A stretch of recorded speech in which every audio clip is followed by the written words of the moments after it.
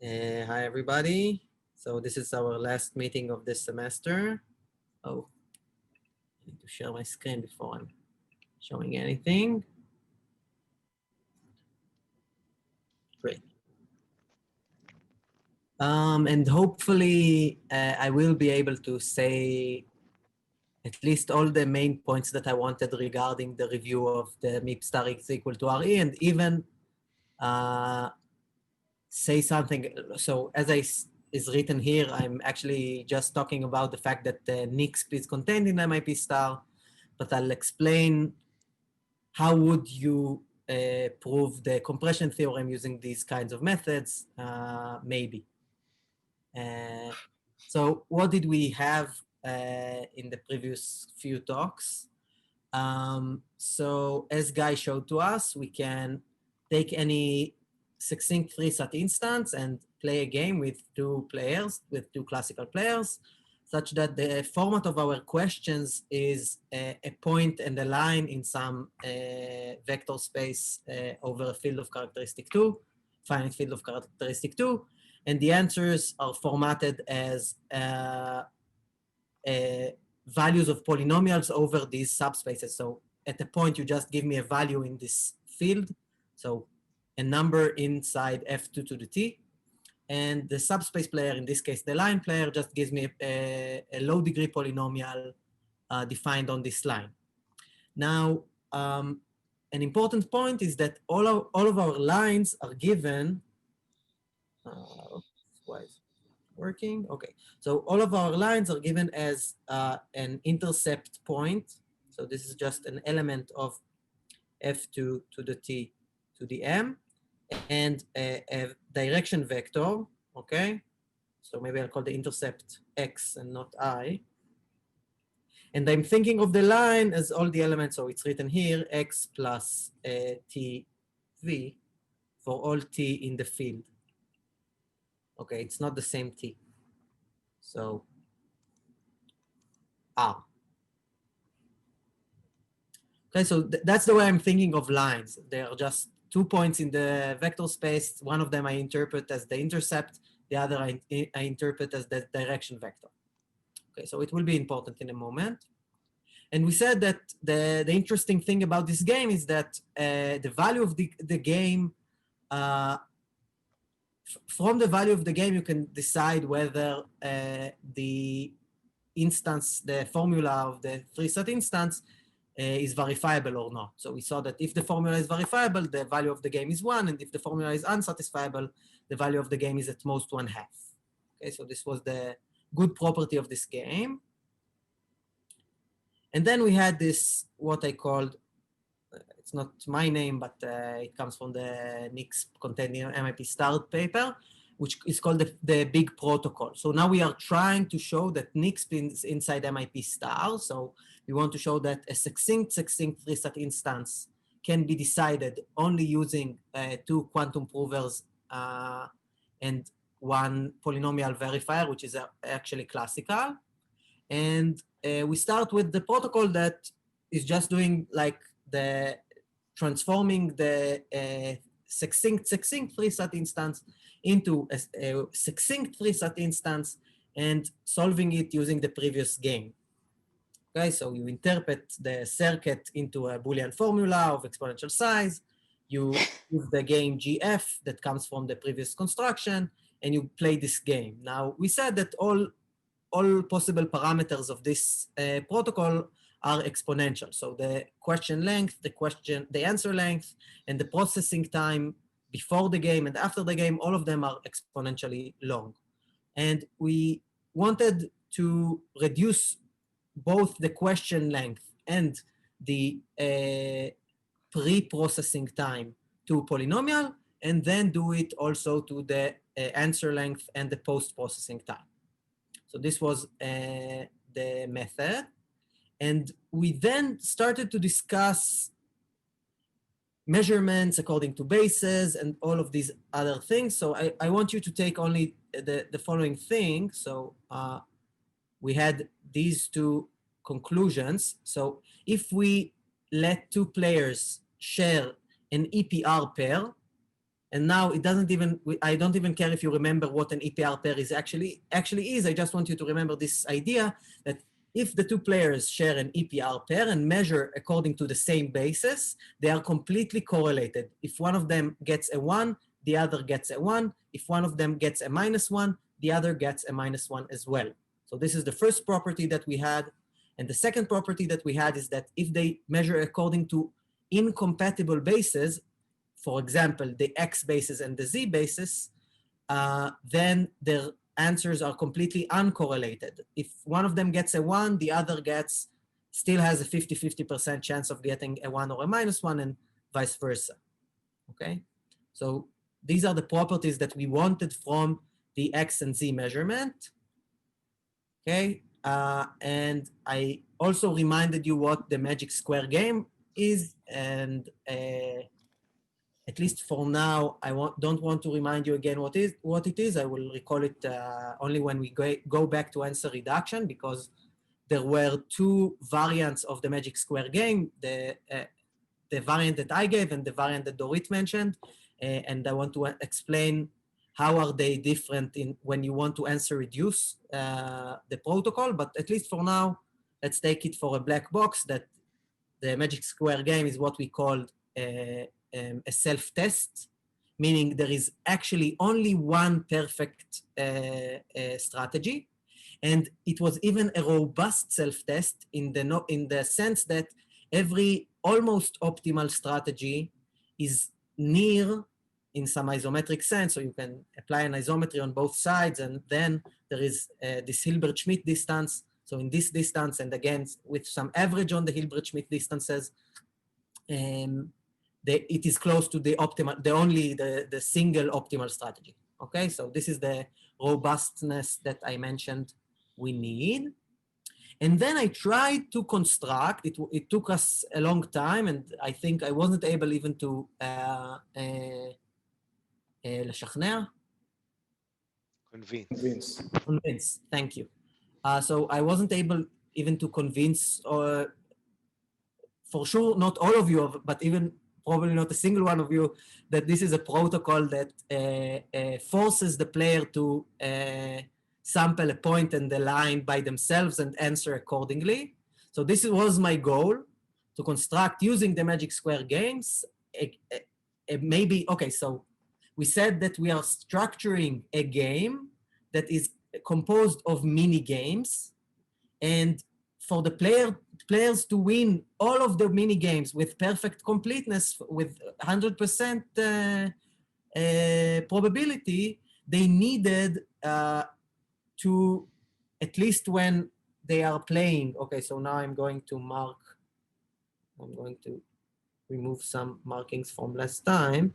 So we had this mini game of sample point, sample line, which was actually the game that Guy introduced to us, including the fact that the players need to sample the point and the line for themselves. Okay, so we had here some construction, and a small part of this construction, like with probability 1/4, they play this sample point against sample line, which is exactly Guy's game, with the additional fact that they need themselves to measure, to decide on a point and the line such that the point is on the line, and so on. But, and again, I don't want to get into this exact game because, first of all, it was quite confusing and it had many problems. So maybe I'll just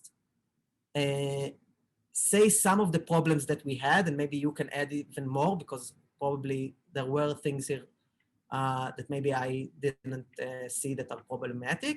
And then I'm going to state some, a self-test, which is better than, you should think of it as a strengthening of this magic square game. So in the magic square game, we saw forces the players to share EPR pairs, and you can force them to measure X and Z measurements on these EPR pairs. So I'm going to somehow state a test that is much more powerful, okay? And we'll see in a moment what is this test. Okay, that's for now. So now I'm just going to say things about the problems that appeared in this game. Okay, in this game that I tried to construct at the end of last time. So the first problem, okay, so I'm going to enlarge the screen a bit. So the first problem that we encountered is that the questions are still, whoa, why is this happening? I'm going to disconnect for a moment and reconnect because I think this is probably a problem because of that. Yeah, that should maybe help.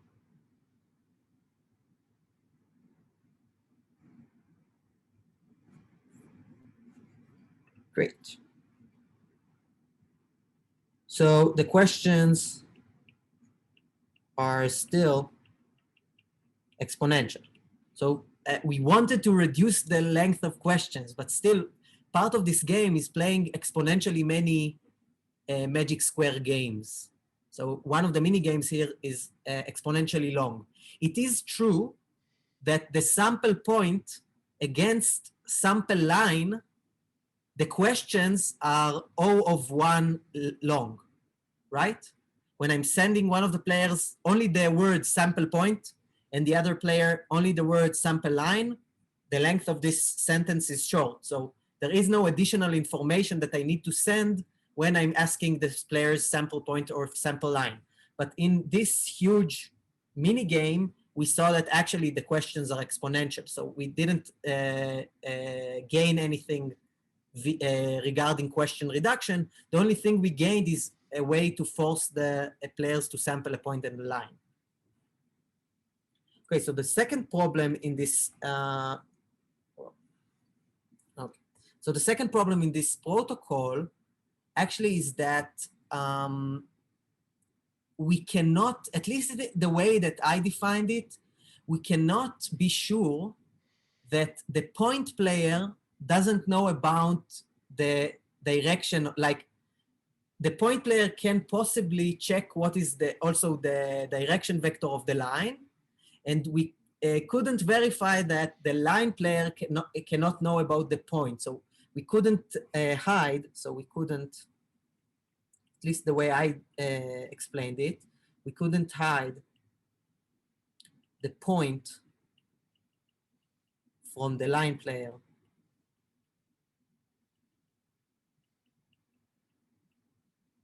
And vice versa.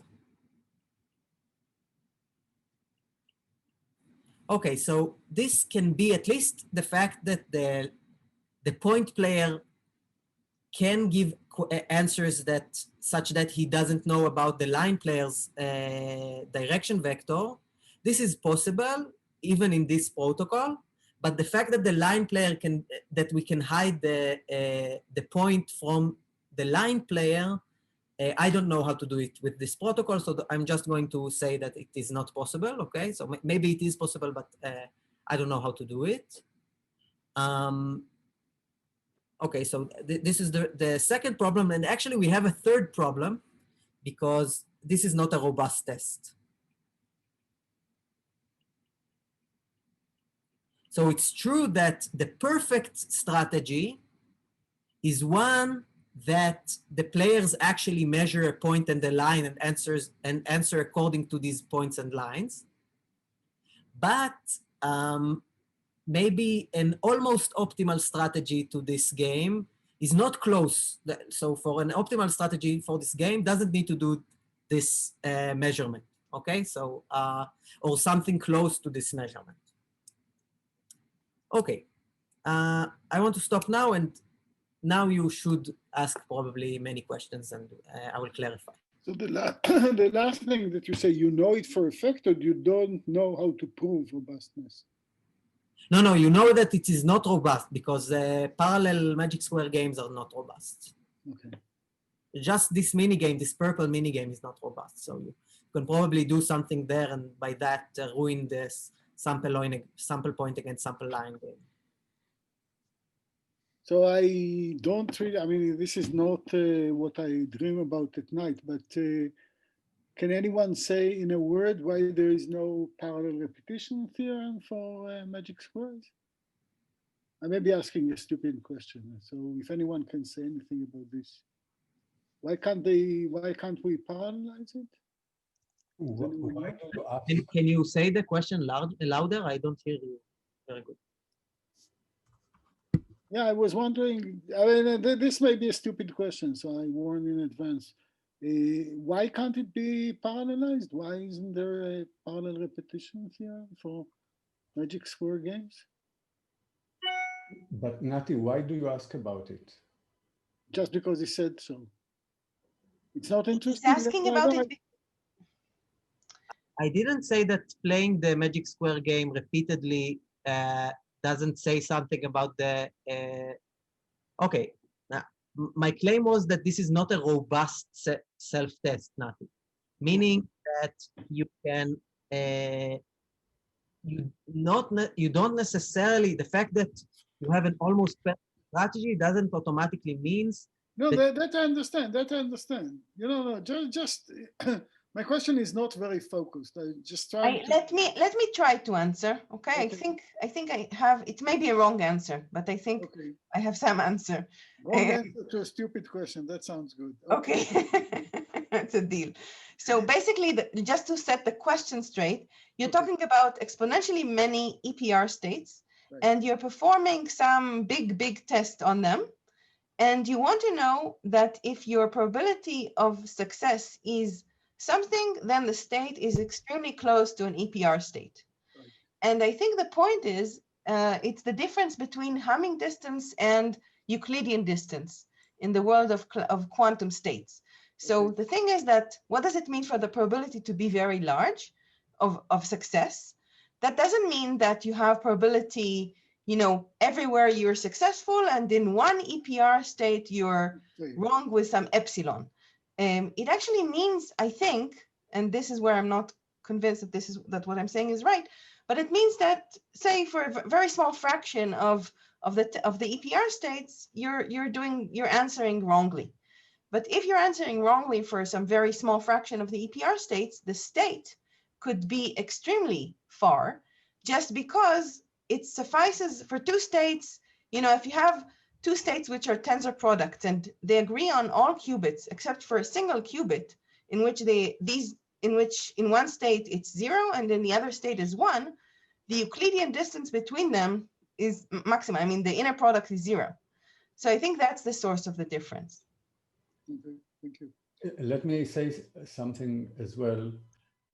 The parallel repetition theorem, even for classical games, discusses games where you cannot win with probability 1. You can only win one game with probability P. And then the question is, what if you repeat this game in parallel? Does the probability of winning go down like, I don't know, maybe P to the number of games that you play in parallel? Here, it's somehow unrelated because the value of the game is 1. And so you can obviously win parallel games with probability 1 as well. And the question is different. The question is, what if you win with probability less than 1 because you don't want to play the winning strategy? And you can ask the same question for classical games as well, but still it has it's somehow, you know, vaguely related to parallel repetition, but it's not the same question. Thank you. Cool, great. So now so any other questions or remarks? Because I think I briefed everything quickly.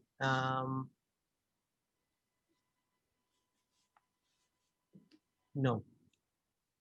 Okay, so feel free either in the break or at any point to take me back. I see that there are questions maybe in the chat or remarks, so I'm not reading the chat at all, so please, if anyone wants to say something, just open your mics and say it out loud. No, great. So now I want to say something about, you should think of the following as like a magic thing, okay? So it is a magic thing. So this game is somewhat amazing. and it's not a single game in the papers. It's a composition of few games, and I'll mention the names of the games that appear as part of this composed game that I'm calling the Super Pauli basis test. But for now, I'm just asking you to believe that there exists such a game, and I want at least to to give a lot of time to this test at next semester. Okay, so hopefully we will talk a lot about this test. But for now, just believe that there exists the following test. Okay, so the Super Pauli basis test checks that is a robust self-test in the meaning that I talked about before. So they must use some specific state, and they must apply specific measurements to this state according to the questions that I'm asking them. And the state is the following. So you can force the players to share. Wow, why isn't that happening?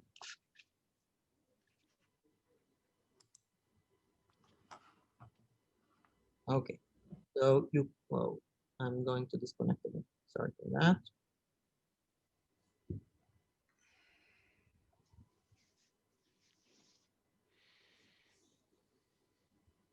Okay. So you can force them to share. Wow, that's bad. I'll do it like that. You can force them to share K registers, and I'll explain what I mean, with exponentially many, so exponentially many EPR pairs here.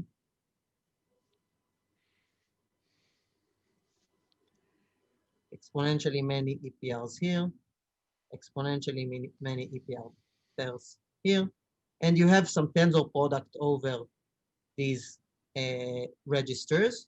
So saying that they are divided to registers, this is just important because of what I'm going to say next. At least for now, these are just tensor products of exponentially many EPR pairs. Okay, so at least for now, doesn't matter that they are comprised of different registers. Okay, so I force them to share exponentially many EPR pairs. And now the number of such, this is a constant number of registers. This is important because of what I'm going to say next. Now we recall that there is this notion of measuring according to the X basis and according to the Z basis and so on. Okay, so what can I force them to do? I can force them to do the following. So I can choose some registers and force them to measure them. And now, when I'm saying now to measure them, I mean all of the EPR pairs according to the same basis. Okay, so force them to measure the registers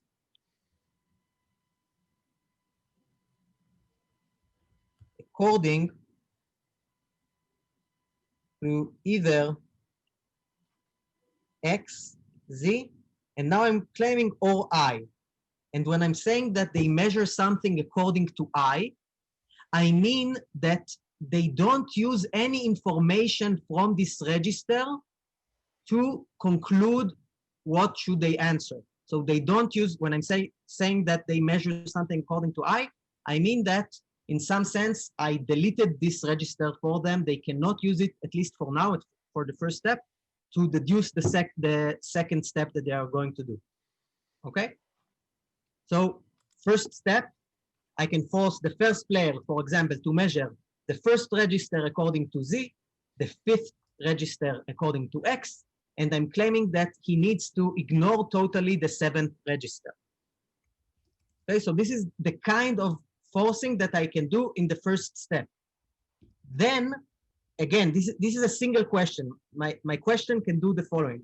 I can force them to do that, and then they use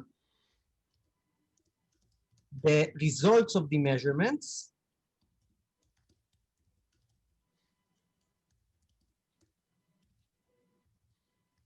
to divide the registers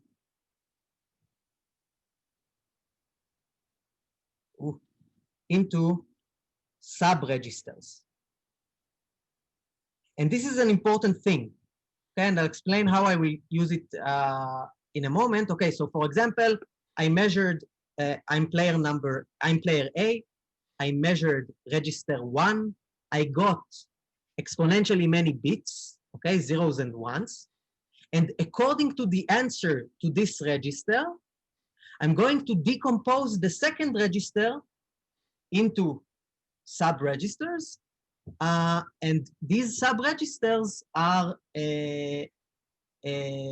somehow, okay, so the basis that I decompose the second register according to is dependent on the answer of the measurement of the first register. And then I can do it again. Okay, so the decomposition now the second register is now decomposed to 3 new registers, for example. Now I can force, my question can still force him to ignore the first sub-register, measure the second sub-register according to Z, and measure the last register according to Z, and so on. And I can do that some constant number of times. So again, I'm repeating what happens here. They share exponentially many EPR pairs that are put into registers. They measure some of them. They decompose, potentially, they decompose the others according to some basis that depends on the measurement. And then they do it again. And actually, we need this process only in the MIP star is equal to RE 9 times. Okay, so for example, the deepest that you need to use such a thing is, for example, 9. You don't need, and the number, you can bound also the number of registers that actually you need to use, but this process, you can do it to any number of levels you want. So you measure, you decompose, you measure, you decompose, you measure, you decompose, you do it some constant number of times, and the number of registers that you begin with is also some constant. For example, 10 and 10, so 10 levels and 10 registers to begin with. Okay, so this was a bit of a mouthful. I'm going to zoom out a bit, and let's talk about this, what I claimed now, and please ask questions. Where is this headed? What's the purpose of this exercise? So we super Pauli basis, yeah. We will see that if you believe me that such, so I didn't say anything about the question length and answer length of this game, but I'm going to claim that actually the questions here are polynomial, which is the important thing. And we will see that actually, if you believe that this thing is available, for sure you can force them to share a point and a line such that the line player doesn't know about the point and the point player doesn't know about the line player. If you believe that such a game exists, you can do it. Like, this is straightforward. But you want to actually say that what you're suggesting, this protocol is a robust self-test for a maximally entangled state of exponentially many bits. Yeah, it is. It is a robust self-test for exponentially many bits. Yeah, no, I think this wasn't clear. Was it clear? This is the optimal strategy, what you kind of said here? I'm saying something. Every almost optimal strategy to this game acts almost like what I just said. There are a sequence of questions that force the players to behave as I just said, to measure some of so they must share exponentially many EPR pairs subdivided into registers. They must then measure some of them according either to, and now everything is a total measurement. So they take one register, they measure everything according to Z. They take another register, they measure everything according to X, and so on. So this is the first step. Then they get some outputs. So they do the measurements, they get the results of the measurements, then they decompose. Now they have some information that they can work upon. They decompose their registers even more, and then they do additional measurements. And all of this is just using polynomially long questions. And this is robust self-test in the sense that I mentioned before. So every almost optimal strategy must be very close to this, to the strategy that does what I just said. So you didn't say what the answer is.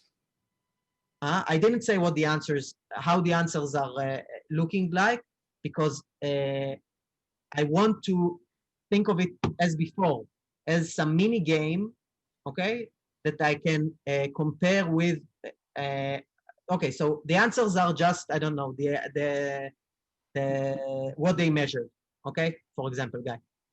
For our use, they just answer with what they measured, like the bits that they've got throughout the process, okay?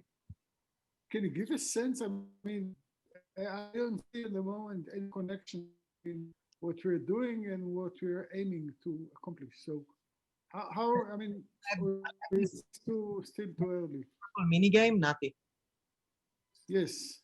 I want to replace it by something better, which No, doesn't. that I understand. That I understand. But how is this own business with I'm going to explain it. registers? And can you give a sense how the things are related?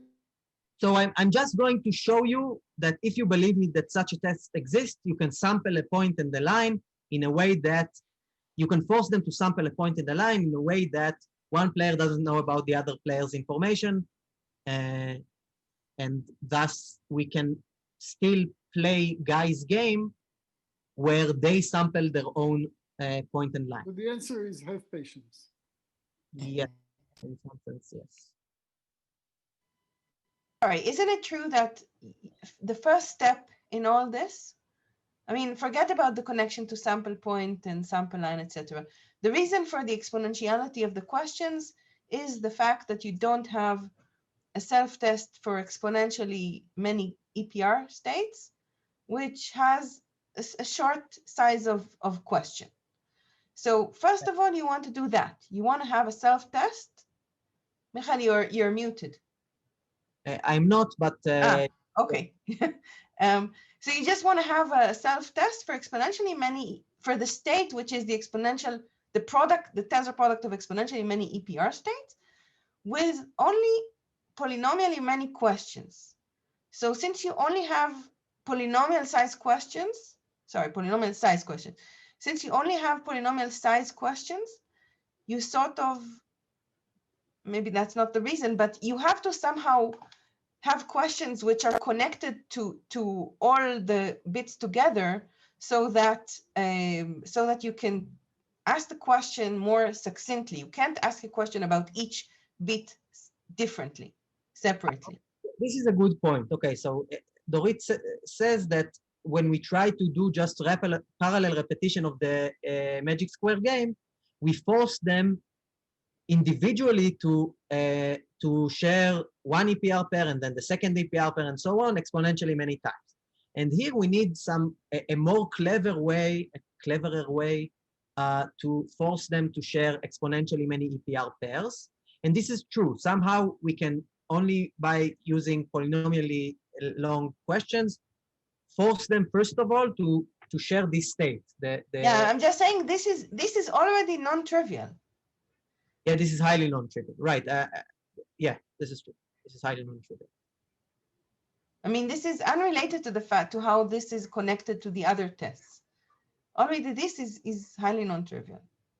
Yes, and now I'm claiming. Okay, so this already appeared in work of Vidic and Natarajan from 2017 or 18 or something like that. But the additional thing of forcing them to share the EPR pairs in registers and then do these X and Z measurements and then decompose the registers into sub-registers, this is an additional evolution of this game, okay? So this is, you first of all need somehow to force them to share an EPR pair, exponentially many EPR pairs, but you also want to be able to force them to conduct some specific measurements on their EPR pairs. And the original paper of Natarajan and Vidic only enabled Udorit to measure all of the qubits according to the X measurement or all of the qubits according to the Z measurements. Okay, so you can think of it as the starting point. You have a single register and you can either check everything according to the Z measurement or check everything according to the X measurement. And now you want to somehow add parts to this game such that you can share many registers and do partial measurements on the registers and then decompose and things like that. Why do you need all these decompositions later? I want to hide the point from the line player. We will see that it is important to do this decomposition. In some sense, I want the line player to measure his line and then kill all information about where are you in this direction on the line, right? You want to, you have, okay, so I'll explain it in a moment. I think. Okay, but maybe there is something to say here, if I may. There's sort of two mysterious points here. One is this big saving in the size of the questions from exponential to polynomial. And this is what happened in Vidic-Natarajan. And this is the low degree testing, self-testing. And this is magical in itself. Many things that are called quantum low degree. So this is one of them, you're right. Right, but this is, okay, I don't know if, to me, this is sort of the more interesting part of the thing, even though that was not the main ingredient that was sort of the last brick in the wall. Conceptually, it's more interesting, I think. And then there are sort of how to combine everything and to make it work such that you can separate the different tests to X's and Y's, like what you said. But this first component is very similar to PCP. For people who know PCP, this is something that's very natural to think about. Basically, instead of asking a random question for each one of the bits, you somehow reduce a lot the number of the randomness in the whole test by basically creating correlations which are independent of what you actually are asking about. Okay, I think it's, since I am familiar with low degree PCP tests and I couldn't follow anything that you said, then probably others have trouble as well. You didn't follow, Guy? Or you followed, but you thought it could be explained better? I'm sure it can be explained better, but I don't think I can explain it better. But no, a superficial similarity, of course, you can see, right? Yeah. No, in a very like high level way, yeah, you verify something big by only looking at something small, right? So it's actually much stronger than this. If you think of all the possible questions that you can ask, if you insist on independence between the different qubits, the different EPR pairs, then you have all possible exponential choices. Yeah, actually.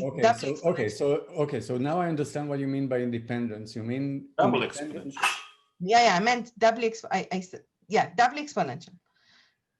But yeah, no, but by independence you mean asking independently about each. Exactly. Yeah, and if you want to, I thought you were talking about some combinatorial, some quantum notion of independence. No, nothing individually would be a better word. Yes, say individually. Just independence and the fact that you have a tensor product structure. Yes.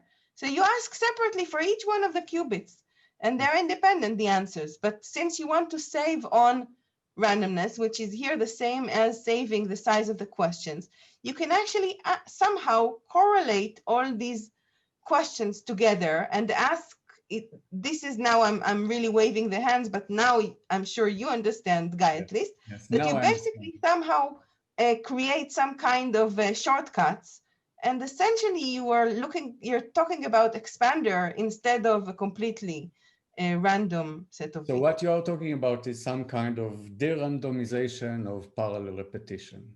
Yes. Yes. Okay. So now I understand what you meant. Okay. Now you can explain. Yeah. Or not, I don't know. Maybe let's So what I really want to, I mean, the question is, how do we now, we have a lot ahead of us. So the question is, how do we partition it? And then after we partition the thing nicely, what side of it are we going to look at? And I think Michael wants to just put all of this in a box and believe that it works. Yeah. Exactly. So I don't open this box at all. Right. Okay. So the question is, okay, so what do you need? Maybe we'll take a break and then we keep the discussion during the break. I just wanted to say two more things, guys. So I would be happy if you can say before the break, what knobs do you need outside of the box? What are you going to use from all of this quantum low degree test stuff? That I can force a player to measure something according to the Z basis, then decompose other registers according to the answer to this measurement, and then again either measure or not measure part of these sub-registers. So this will be important, the fact that I will force him to not measure some of these sub-registers, and this is, you can think of it as a hiding scheme. You hide some information from this player.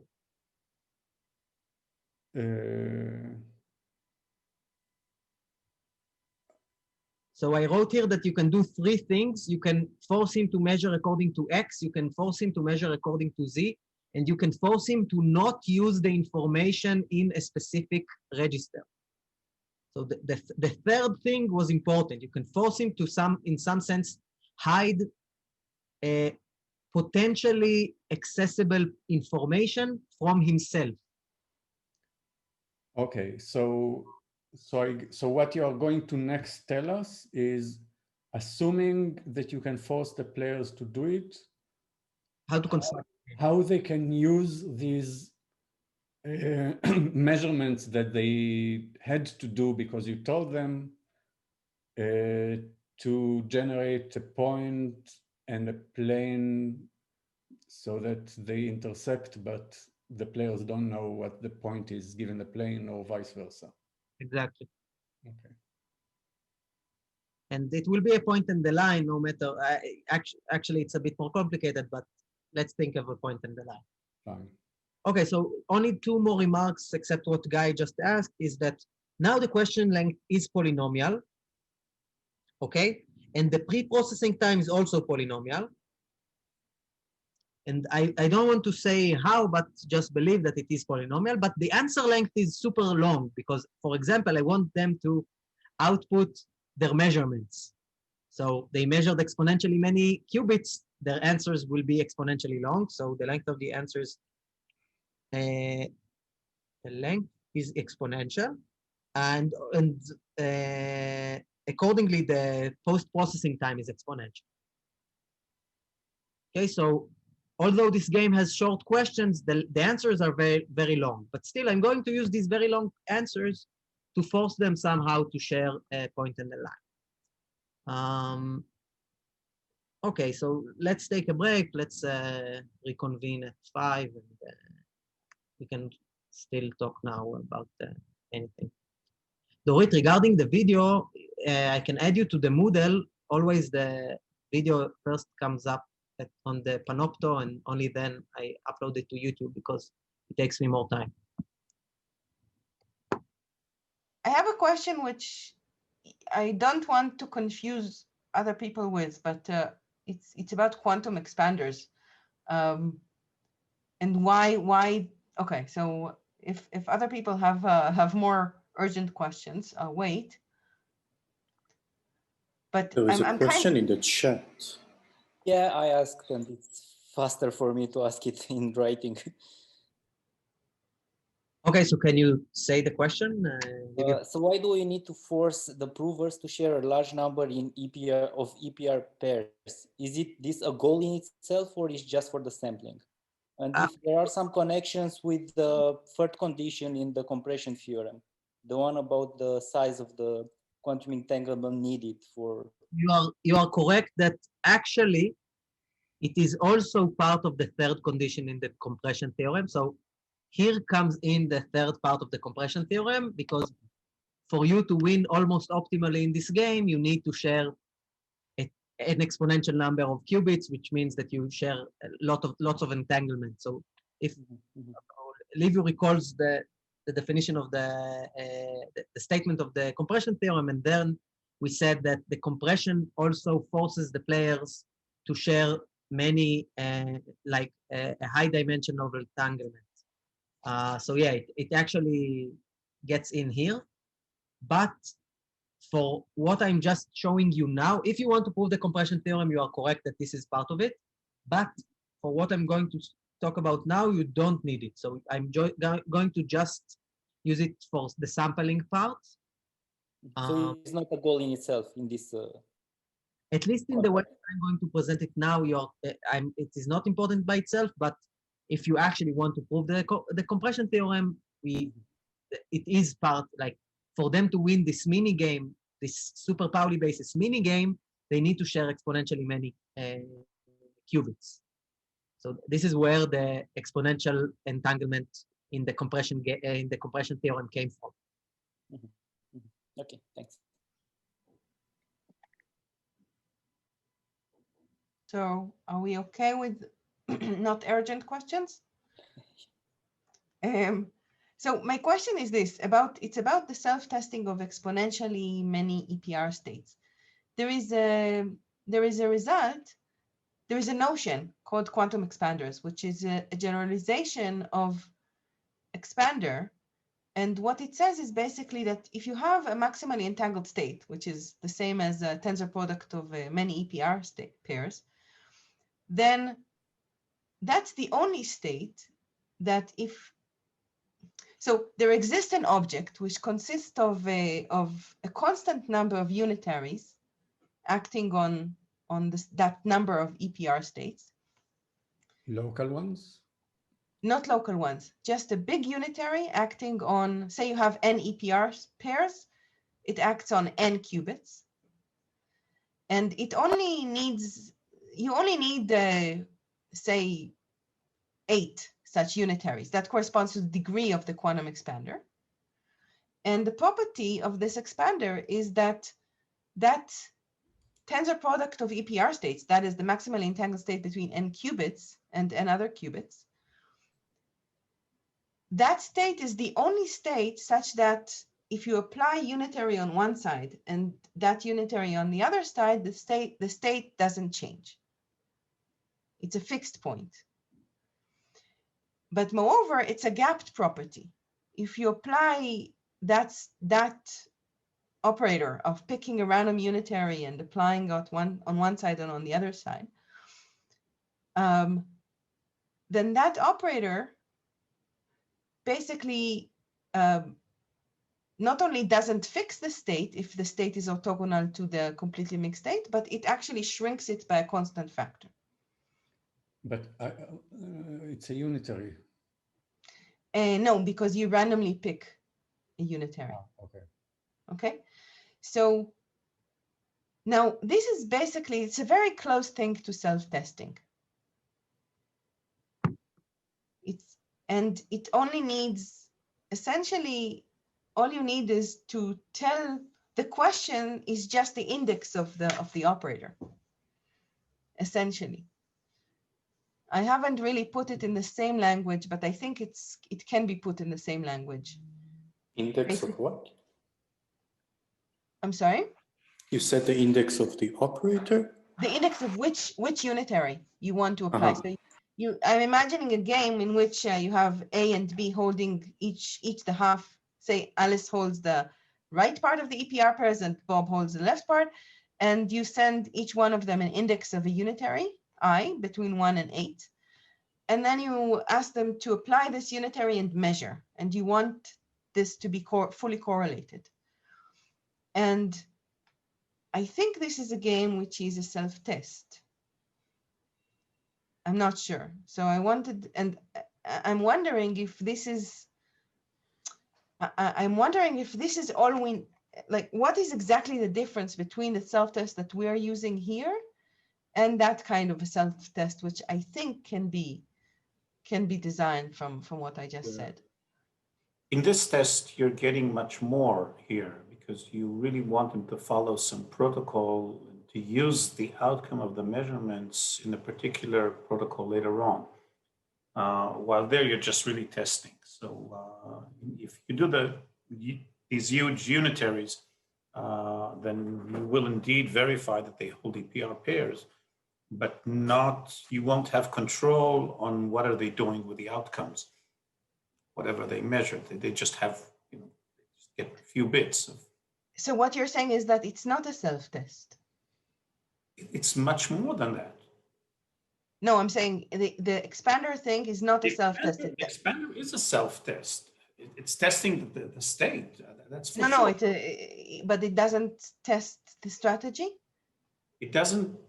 At least I can't see how you can, but you really want to make sure that they measured and got exponentially many bits and use them appropriately later on.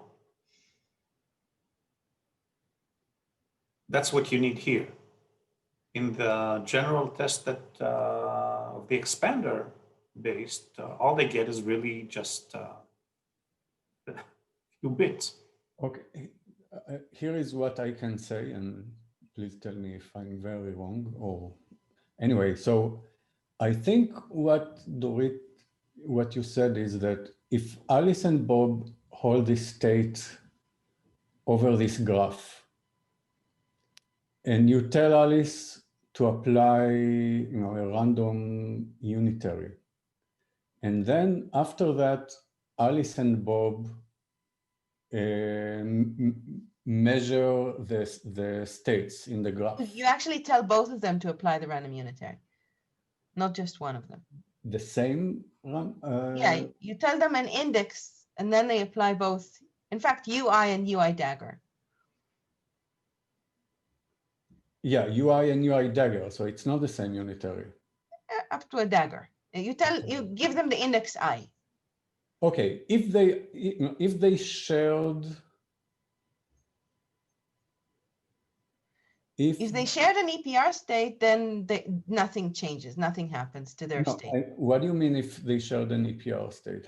A maximally entangled EPR state. Okay, how is it related to this one state that is invariant to U and U dagger? The tensor product of n EPR states is what I'm saying. It's the maximally entangled state between. Okay. It just so happens that this particular state is IC. Is invariant under any U dagger. Tensor. All right. Yeah, I guess I see. We've used this property. And the thing is that it's enough to pick 3 or 8 or something like that random unitaries. But the point is, what if Alice and Bob do not apply the U that you tell them? Well, they can't really win the game.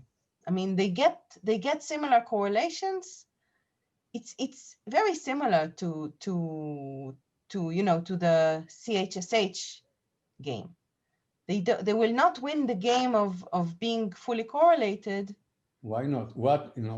They can decide ahead of time on some answers.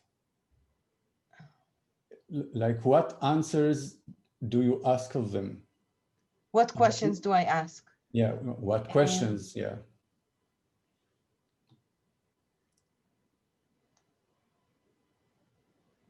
Yeah, it's not. Yeah, I was imagining that you basically generalize the EPR game, the CHSH game, by but there is something there to complete. But is this the issue? If this gives you a self-test, suppose this gives you a self-test, is this enough?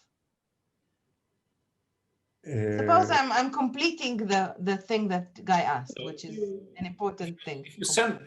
Guy, of course, if you send them the same I, then they'll always be able to answer correctly. Right, that's true. The thing is that, of course, if you really want to make that a test, then you give one an I and one a J, and they should be uncorrelated completely unless I was equal to J.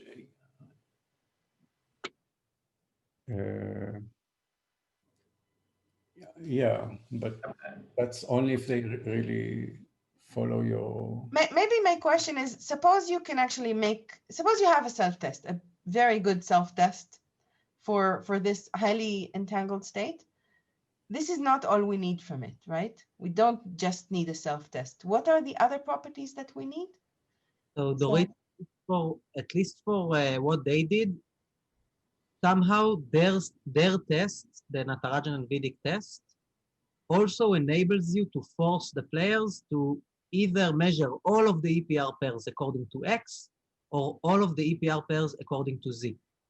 You can think of it as a byproduct in some sense. If you only care about the self-testing, the fact that you want to check that they share many EPR pairs, this is a byproduct. But for this protocol, we think of it as an essential part of the game because we want them to measure some of the registers according to X and Z and somehow use this. And so, yeah, so you're using some local properties of the test. yeah. Okay, thank you. How general self-test for EPR pairs, for exponentially many EPR pairs, automatically gives you a protocol. I don't see how, but maybe. No. Yeah, I don't see how either, but I think now I see better why not. Okay. I have a question. So this game where you force them to measure according to X or Z or I, is it really just, is it some kind of de-randomized parallel repetition of the magic square game? Is this really what's going on? The magic square, is it related in any way to the magic square?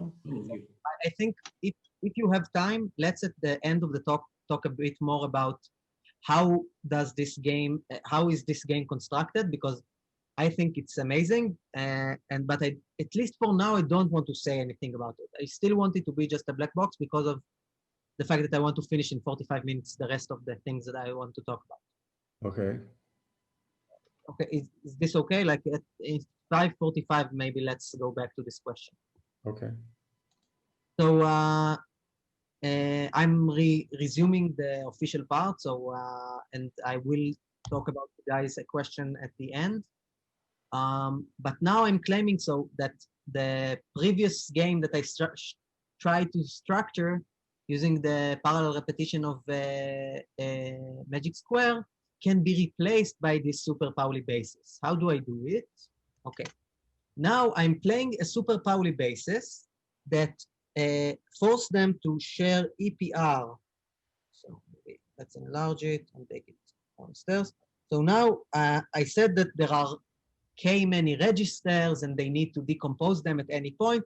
Now for sampling a point in the line, I only need to play this super Pauli basis test where they share a TM EPR pairs in one register and TM EPR pairs in the other register. I want to recall that our vector space is F2 to the T to the M. Okay? Now I want to explain the super Pauli basis test forces them to share at least these these many EPR pairs. I want to explain what is the point and the line. And then I'm going to explain how do we hide the line player, the point and the point player, like how do we do this hiding from one another. But the line and the point, so if you measure all of this, so measuring this part gives you this part with respect to Z gives you what we call small x. So if you measure all of the first TM-EPR pairs according to the Z measurement, you get the point of the point player. If you measure everything here, so measuring this part, measuring this with respect to Z, gives you what we called V. Okay, so our line is just X plus RV for any R in F2 to the T. And our point, so this is the line, and the point is just X. And now I want to explain how do I use the Pauli basis test to check that the line player doesn't measure everything according to Z, and the point player doesn't measure everything according to Z as well. So if both of them will just measure everything according to Z, the line player will know what is the point, and the point player will know what is the line. But here I'm exactly inserting the Pauli basis test. So what can I do? So so here again there are mini games. Okay, so I sometimes telling one player to sample a point, and checking his answer is consistent with the super Pauli basis test. And sometimes I'm checking that it is consistent with the sample line, as we did in the previous lecture, although it wasn't always clear. So what we are going to do is the point player, when sample point, now it just doesn't work. Just a moment.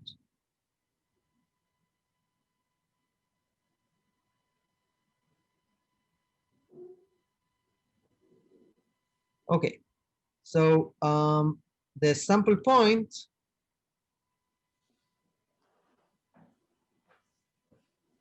will be yushve, will be checked against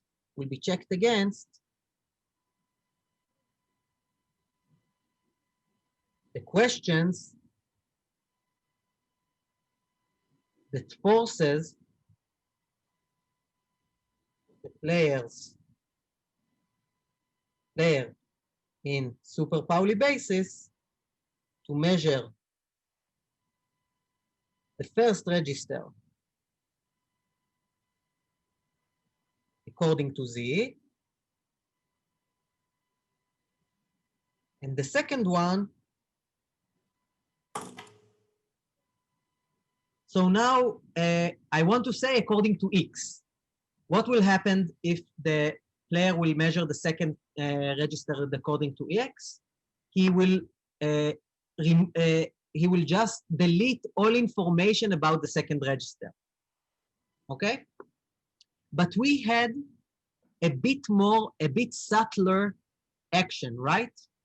We can just tell him to ignore the second register, right? We had this notion of measuring according to I, which means ignore the second register. You cannot answer anything according to the output of the second register. This is what it means to measure according to I. So the second one, according to I.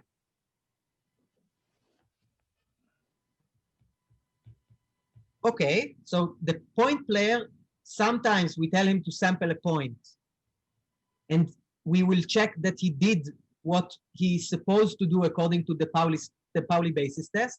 This is this mini game. So sometimes we will check this thing, but sometimes we will check the sample point against sample line, and then when we ask the question of sample point, I expect him to both measure this register, measure this register according to Z, ignore this register, answer the point that you got from this register. So just tell me what is the bits that you got from this Z measurement, and then answer Guy's game as if you were asked this question.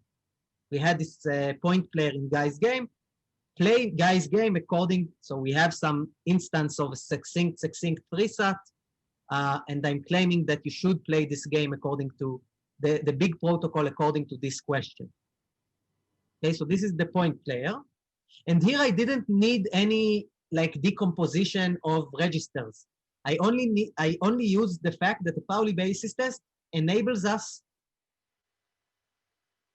the first register according to Z and to completely ignore the second register. So this is the power of the Pauli basis test that we needed for the line player. Let me say now what for the point player, sorry. Now, so this is point player. Whoa. This is point player.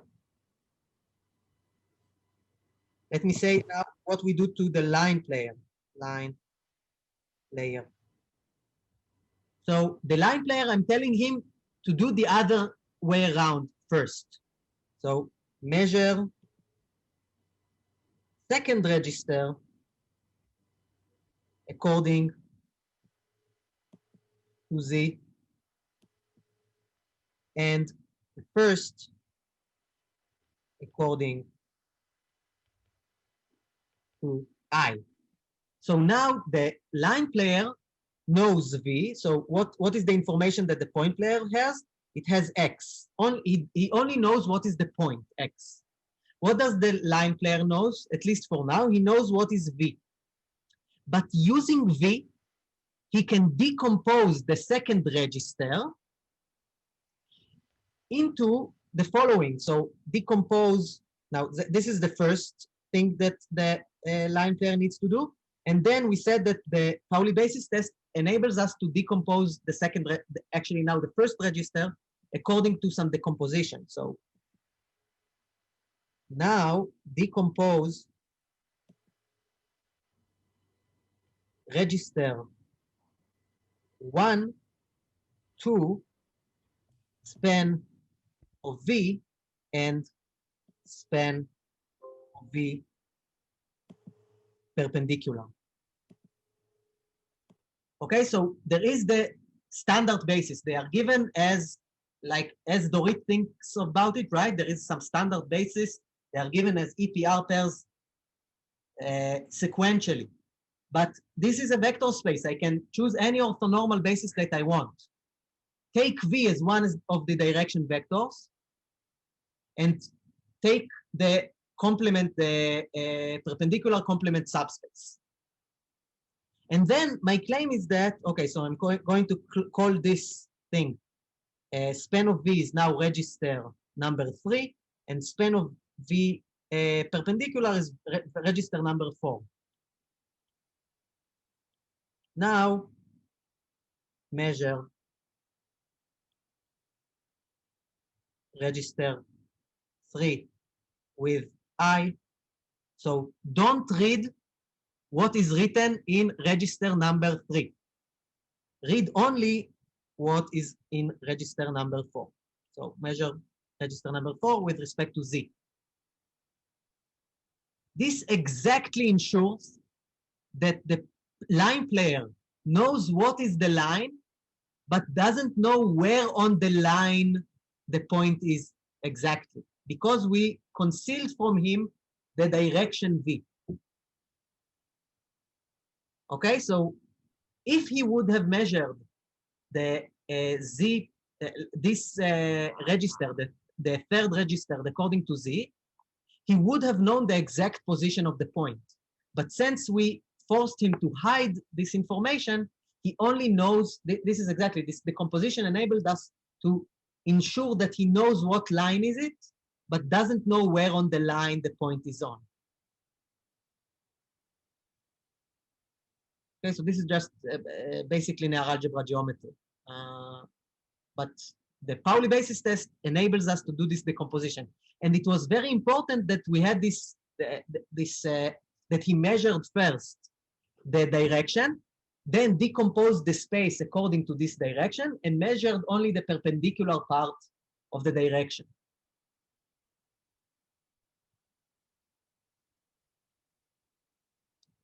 Is it okay? Are all of you at least understand what is the main idea here? Okay, so just to check that I understand. Where V is 1, you don't measure X. When V is 0, you measure X. Is that X, I mean the point X, not the X measurement. No. When you measure V, you get some vector. Yes. You decompose your space into the span of this vector and the perpendicular complement, like the orthonormal complement of this direction. I mean, I don't What does understand. it This mean? is over F2. The span of the vector is the vector and 0. Okay, so think of it as F2 to the T. Okay, don't think of it as F2. Think of it as F2 to the T. Okay, fine. And then I'm not actually, okay, so you are correct that it's not span of a single vector, it's a span of T many vectors. You take the span of T many vectors and you take the perpendicular to the span of these T many vectors. And you don't read anything about these T many vectors. Okay, this is an important point, but I think of, don't think of these as EPR pairs, think of them as EPR pairs, like as the generalization of maximally integrable space state inside F2 to the T, which is the same as the tensor product of T EPR pairs. Okay.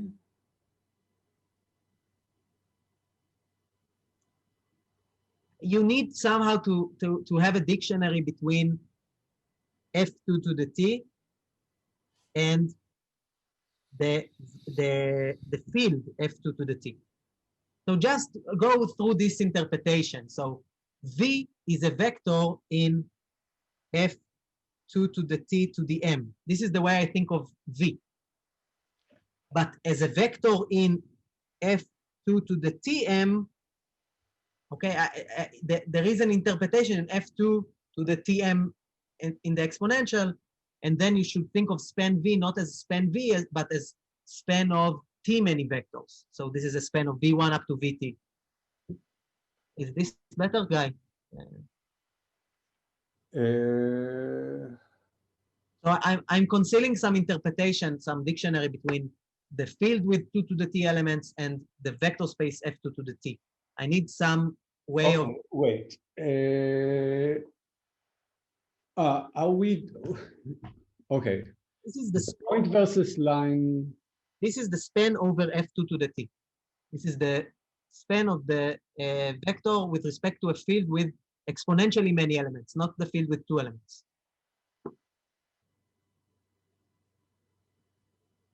Okay, in the point versus line test.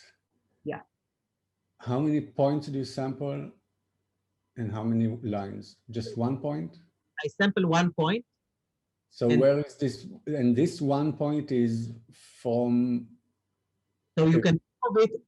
So if you measure everything here, you get TM bits, right? Forget about what I do with the EPR pair. Okay. How should I think about the point? It's a point in what space? This is the vector space. M-dimensional space over the field of size the T. I see. Okay. Yeah. The X, although it's a sequence of TM bits, you interpret it as a vector of dimension M in a space of dimension M over the field with 2 to the T elements.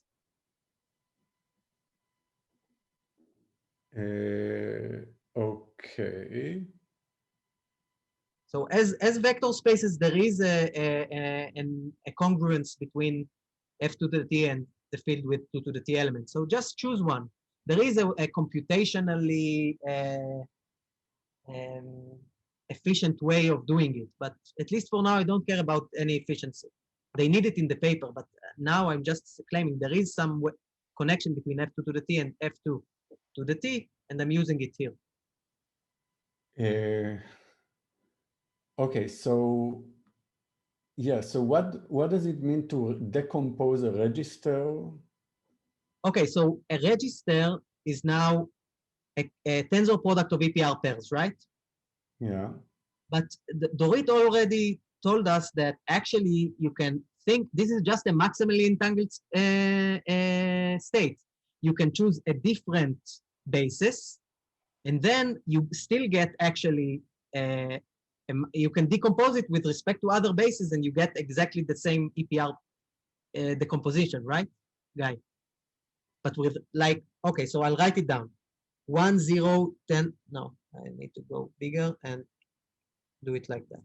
1, 0, tensor 1, 0, plus 0, 1, tensor 0, 1, divided by square root of 2 is just equal to 1, 1, tensor 1, 1, plus 1 minus 1, tensor 1 minus 1. And I think I need to divide now by 2 or maybe by 2 square root of 2. I don't know. I need to know if you normalize it correctly. Yes. Okay. So you can just choose another basis and decompose your EPR pairs according to this basis.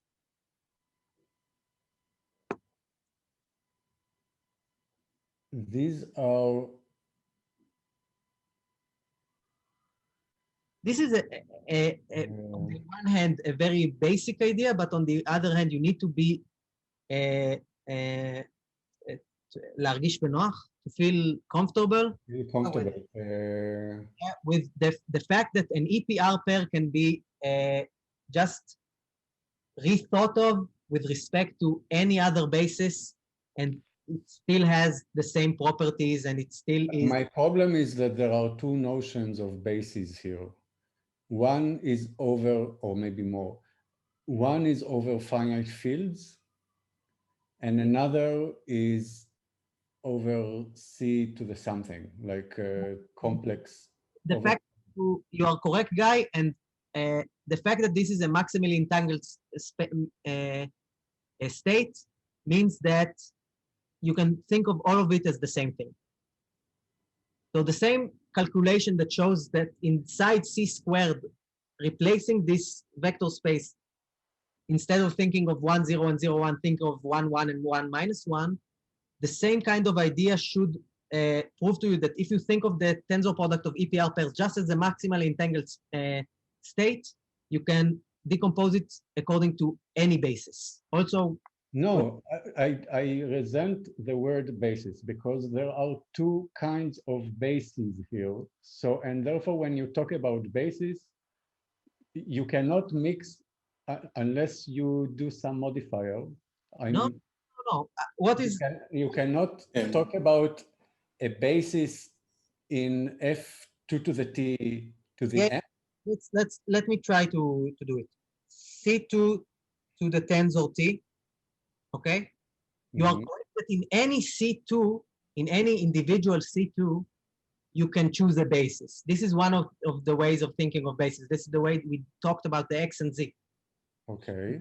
In EPR to the tensor T, you can think of it as one, you can decompose it also, not according to the registers that I thought of originally, but with respect to some other basis of C2 to the tensor T, because this is just the sum of I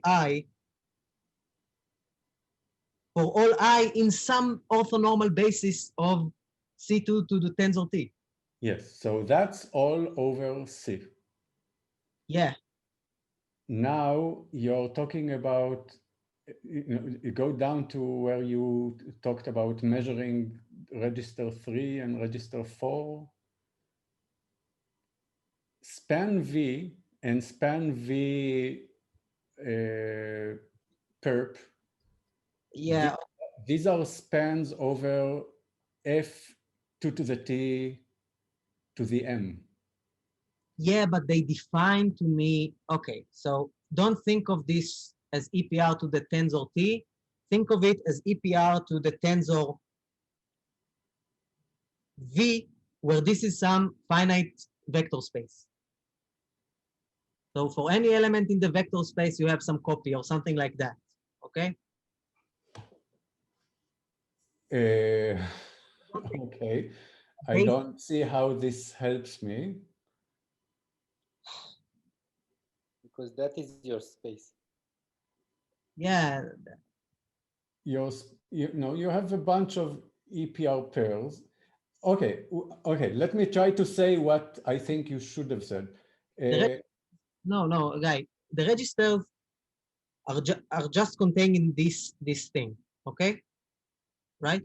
Okay, I think the missing Wait. part is that for every basis for the this discrete space that you're talking about, there is also a corresponding basis for the EPR space. Yeah, this is true. This is true. And so when you get V defines, well, you can sort of complete V into a basis of,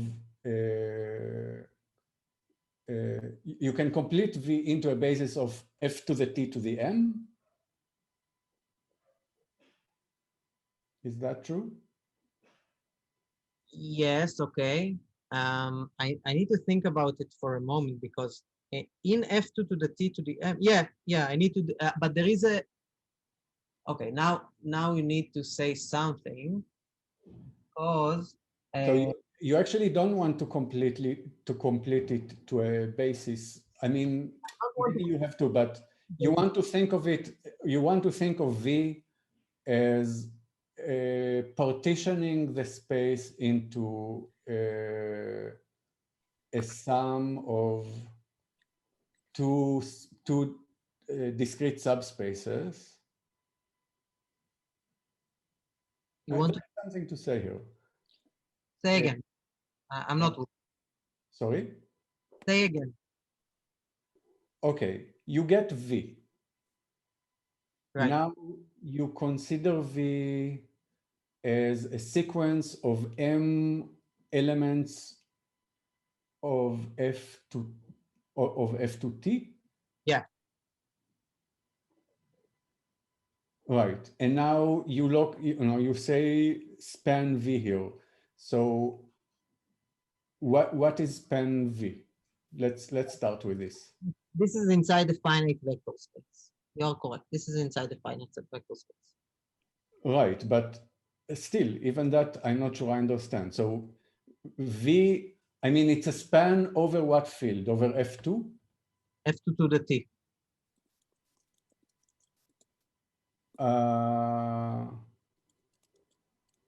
But okay. I see. Okay, so it's a one-dimensional vector space. Right.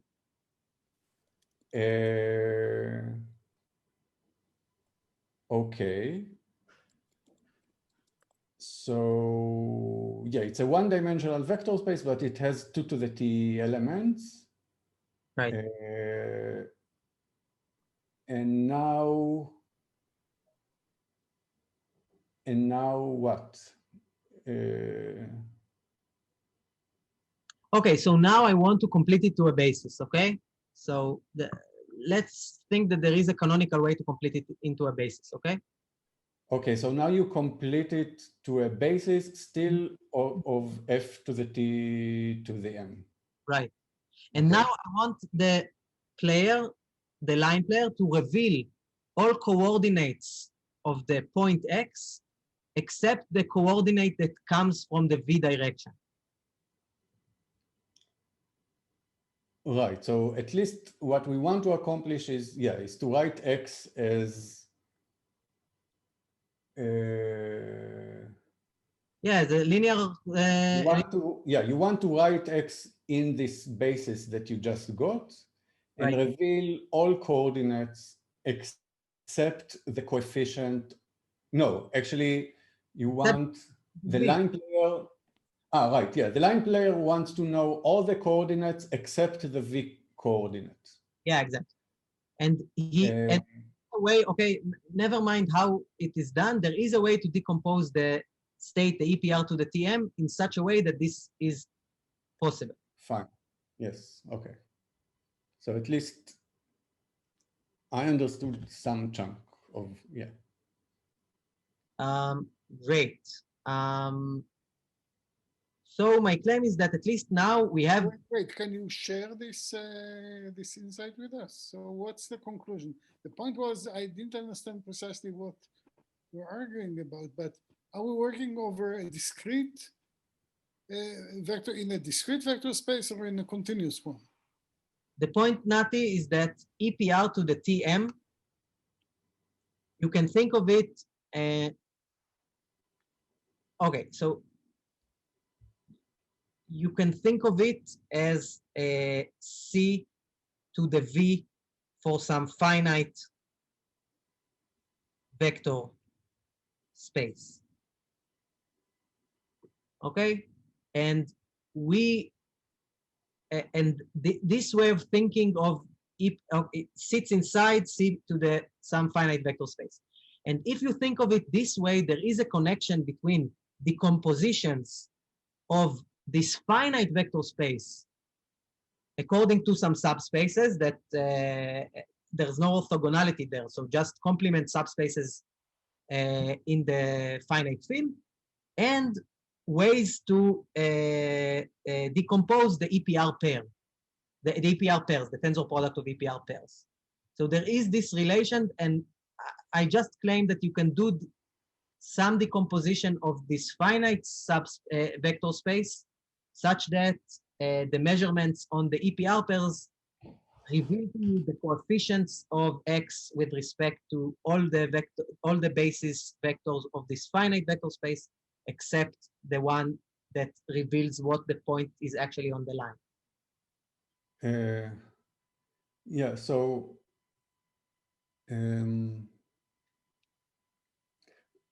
I mean, the entangled pairs, you can think of it as with some quantum probability. Okay, there's this basis of all Boolean strings of length T times M. And each of them is a basis element for this space over the complex numbers.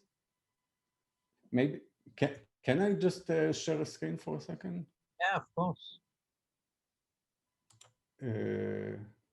Just a second. You Yeah. have disabled. Yeah, now it's okay. Okay. Could be. Just a second.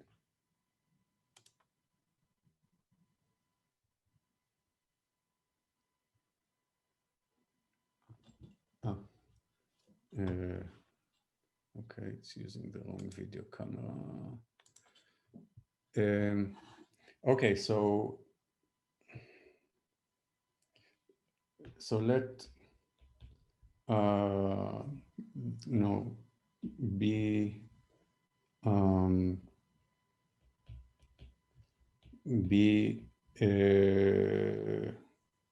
okay, before that, if phi is like the shared multitude of EPR pairs between the players, then it means that you can write it as sum over I times I, where the i's are just, yeah, sum over i's where the, yeah, I. So usually we think of I as a vector in 0, 1 to the, well, Tm in our case. Right. But it is that way, and just think that I comes from F2 to the T to the M.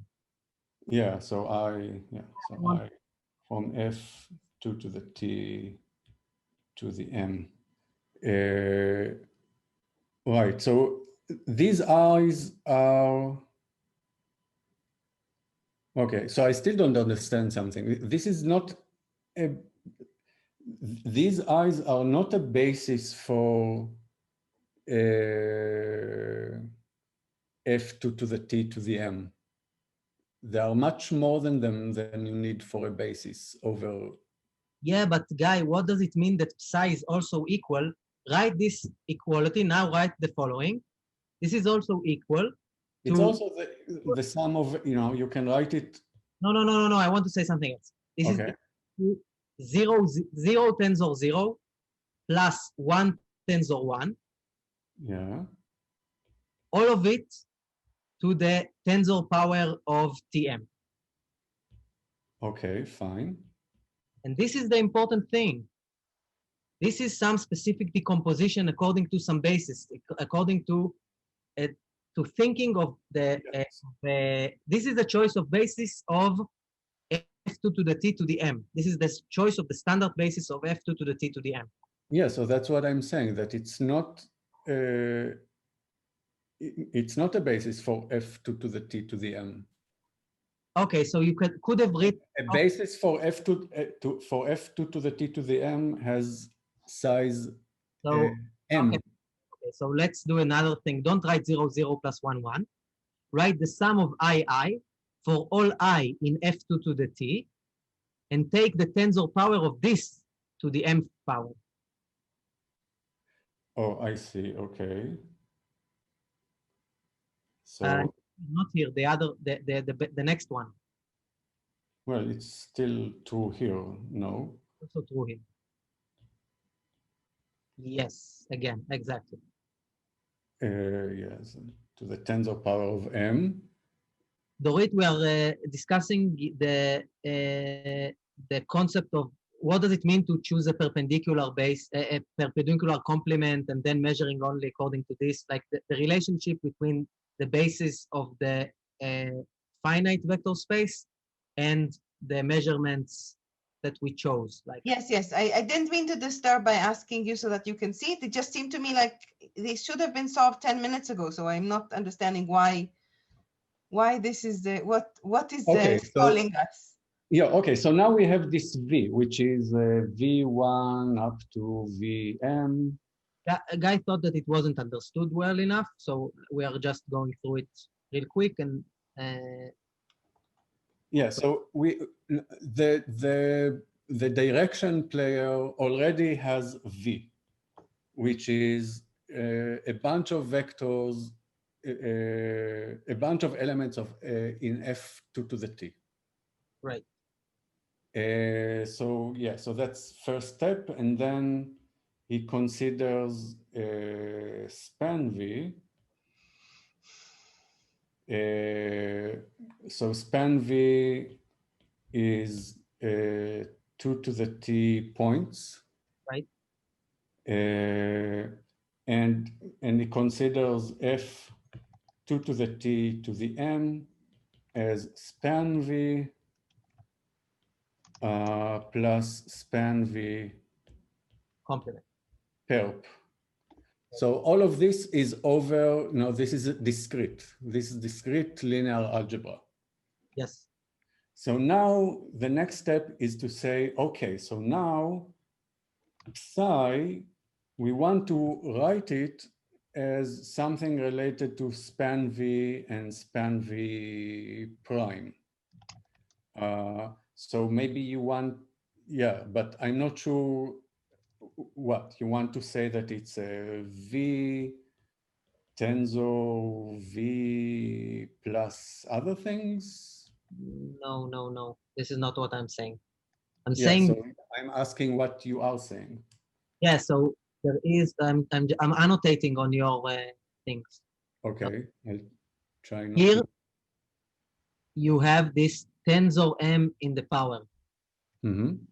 My claim is that this tensor m can be, you should think of it as decomposing f2 to the t to the m according to the standard basis, E1, E2, E3, up to EM. Yeah, I don't see how, there are 2 to the t elements here. It's all of the elements of f2 to the t. How do you, okay, so when you think of it as II, decompose back everything to II in f to the t to the m. Okay. Just pile them up such that all the II in span V are together, and you take the tensor product with all the IIs that are perpendicular to V. I see. So what you're saying is that so you want to write psi as a sum of, I don't know, U tensor U for U in span V. And tensor all of this with the same. No. Don't take this, the tensor. Just tensor it, guy. Yeah. With V, I don't know, LL, sum of LL, where L is in span of V pair. Sum of W, right? We haven't used W yet. W in span V perp. And this is an okay decomposition of the EPR pairs. And this is a maximally, the left part is a maximally entangled state, and I call it register 3. This is what I called register 3. And I'm telling the line player to not touch it, to do nothing with it. And I'm telling him to measure this thing according to the Z basis. I see. And this gives him a line. Like he now knows what the line is, but doesn't know anything about the specific point on the line that he could have chose. Okay, and this and register 4 is what we measure, right? Yeah, and we force him not to measure the other register. Yeah. I'll clear all my ground.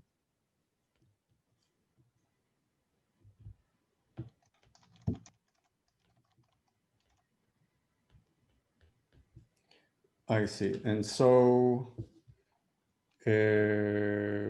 yeah, okay. So what do you expect of this measurement? I see. So,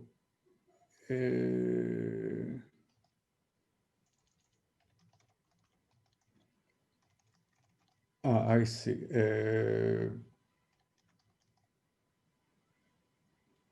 Okay, so now, yeah, so now then the second player, I see. He knows the coordinates of psi everywhere that he measured, but he doesn't know the coordinates where he didn't measure, which means that he knows, yeah, so he knows the coefficient of X except the coefficient of V. Yeah. Yeah, he knows the coefficients of X except where V changes them. Yeah. And this is the exact point. And this is from the Pauli basis test. So again, the Pauli basis test is the heavy machinery here. And this is just playing with the linear algebra. Right. Yeah, so this you get, your ability to force the players to do that, you get from this magical Pauli test. Yeah. So let me just say what will happen next semester. And I think for those of you who are interested, I'm going to proceed and talk a bit about the answer reduction now, because I don't think we will meet before the March 14. And I think at least for those who are interested, it will be interesting to talk about it a bit now. So first of all, I want us to both talk about more relationships, more mathematical relationships between Cohn's embedding problem and Tserson's problem. So Alon and Daniel prepared maybe 2 talks, I think, about this topic. Alon, 1, 2, how many will you need? We can do 1, we can do 2. If you give us 2, it will be the details will be better understood. Okay, so this is more about Depends on what. Yeah, okay, but either a single or two talks about the more connection between serial songs and cones embedding problem. Actually, the Quep conjecture, if you know what it means. So we will learn more about the mathematical side and the relationships between all these conjectures. I want us to talk about like some introduction to the quantum theory, the physics part of all of this, and why we model everything using the way we, or at least maybe the why is not the good thing to answer, but just understand the relationship between the model that we introduced, this tensor product model, to experimental results and things like that. Like, what is the physics behind all of it? I would be happy if someone will give a talk about that, and I'll try to find someone who will talk about that. Surely I want to dive into this super Pauli basis test. First of all, what Dorit asked about, first of all, talking about Natarajan and Vidic's result, of how to force them to share exponentially many EPR pairs, and then how to force them to do more intricate things about them, like this splitting of registers and so on, and check that they hide information from one another, that they don't use some sub-register as a factor in their outputs and so on. So this is like it will take us almost all of the next semester probably. And hopefully we'll have some talks about PCPs, because we will need more facts about PCPs. Guy gave us a lot, but we will need even more to understand the answer reduction part. This is somehow the large scale plan for next semester. If you have any ideas, like some of you are organizers of this thing, so please give me your opinion as well, either now or by mail afterwards. Maybe better mail afterwards.